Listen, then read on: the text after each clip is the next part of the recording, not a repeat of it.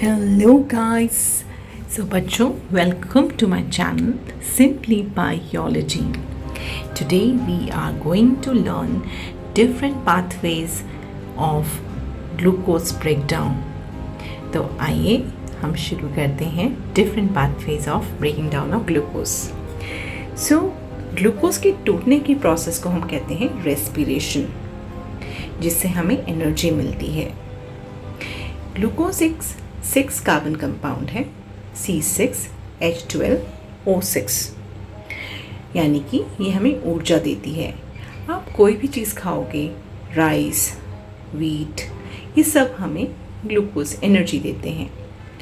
यही ग्लूकोज हमारे खाने से ब्लड में जाता है और ब्लड हमें डिफरेंट सेल्स को पहुंचाता है. वहाँ पे साइटोप्लाज्म में, जो सेल की साइटोप्लाज्म है, वहीं पे ही ये ग्लूकोज पायरुवेट यानी कि 3 कार्बन कंपाउंड्स में टूटता है. पायरुवेट जो है 3 कार्बन कंपाउंड्स में टूटेगा तो एक ही ग्लूकोज से हमें 2 पायरुवेट के मॉलिक्यूल्स मिलते हैं और साथ ही साथ थोड़ी बहुत एनर्जी भी मिलती है. तो ये पाथवे कॉमन है, चाहे कोई एरोबिक यानी कि विद ऑक्सीजन और एनारोबिक रेस्पिरेशन यानी विदाउट ऑक्सीजन रेस्पिरेशन करते हैं. तो सबसे पहली कंडीशन में ले रही हूँ विदाउट ऑक्सीजन. जैसे कि आप कर्ड बनाते हो, फर्मेंटेशंस होती हैं, अल्कोहल बनती हैं, तो कब होता है? जब एब्सेंस होती है ऑक्सीजन की. यीस्ट जो हैं वो विदाउट ऑक्सीजन यानी कि वो एक एनारोब हैं और एनारोबिक रेस्पिरेशन कर रहे हैं. तो विदाउट ऑक्सीजन यीस्ट पायरुवेट को साइटोप्लाज्म में ही तोड़ रहे हैं और क्या बना रहे हैं? They are forming ethanol which is the alcohol. तो फर्मेंटेशन से अल्कोहल कैसे बनती है आज हमें पता लग गया. और CO2 यानी कि जब इडली डोसे बनते हैं तो जो बबल्स आते हैं छोटे छोटे डोसों में, that's because of CO2. And energy. So ये एनर्जी बहुत कम होती है. एनर्जी ATP यानी एडेनोसाइन ट्राइफॉस्फेट के फॉर्म में रिलीज होती है. तो सिर्फ 2 ATP मॉलिक्यूल्स रिलीज करते हैं.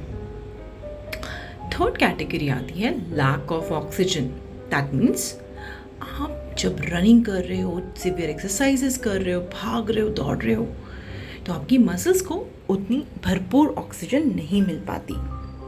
सो at that time lactic acid accumulate हो जाता है. So accumulation of lactic acids takes place which causes muscular cramps. Lactic acid 3 carbon compound है और बहुत कम अमाउंट ऑफ एनर्जी रिलीज होती है. आपको पता है इथेनॉल क्या है? इथेनॉल 2 कार्बन कंपाउंड है, C2H5OH. अब थर्ड कैटेगरी में आते हैं, जो कि हम सब करते हैं, यानी कि हम ऑक्सीजन लेते हैं और ग्लूकोज को तोड़ते हैं ताकि हमें एनर्जी मिले. So the presence of oxygen. Presence of oxygen में ये माइटोकॉन्ड्रिया में ही होता है. हम सब जानते हैं mitochondria is power house of the cell. तो ये सारा जो पायरुवेट है हमारी बॉडी में माइटोकॉन्ड्रिया में चला जाता है फॉर फर्दर ऑक्सीडेशन. यहाँ पे जो पायरुवेट है वो बन जाता है, कंप्लीटली ऑक्सीडाइज हो जाता है. तो CO2, वाटर और 38 ATP मॉलिक्यूल्स बनते हैं.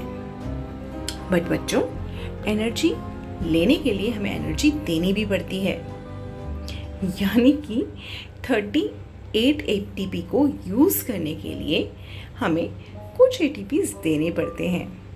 तो जो नेट बैलेंस होता है वो होता है सिर्फ 36. फिर भी एनएरोबिक से तो बहुत ज़्यादा है. वहाँ पे सिर्फ 2 ATP मिल रहे थे एक ग्लूकोज के टूटने से, यहाँ पे एक ग्लूकोज के टूटने से 36 ATPs मिल रहे हैं. तो बच्चों, ये है हमारा simple process. Let's start. Recap कर लें. ग्लूकोज टूटता है साइटोप्लाज्म में पायरुवेट में. पायरुवेट जो है 2 मॉलिक्यूल्स रिलीज करते हैं एक ग्लूकोज के टूटने से. Now in the absence of oxygen ethanol, CO2 और ATP बनता है. यीस्ट करते हैं इसे, सिर्फ 2 ATP रिलीज होते हैं. In lack of oxygen in our muscle cells lactic acid और एनर्जी प्रोड्यूस होते हैं. एक्यूमुलेशन ऑफ लैक्टिक एसिड से ही मस्कुलर क्रैम्प्स आते हैं। Third condition, presence of oxygen, CO2, water and energy. तो ये है हमारा आज का ब्रेक डाउन ऑफ ग्लूकोज के 3 डिफरेंट पाथवेज। अगर आपको वीडियो अच्छी लगे, गिव अ थम्स अप।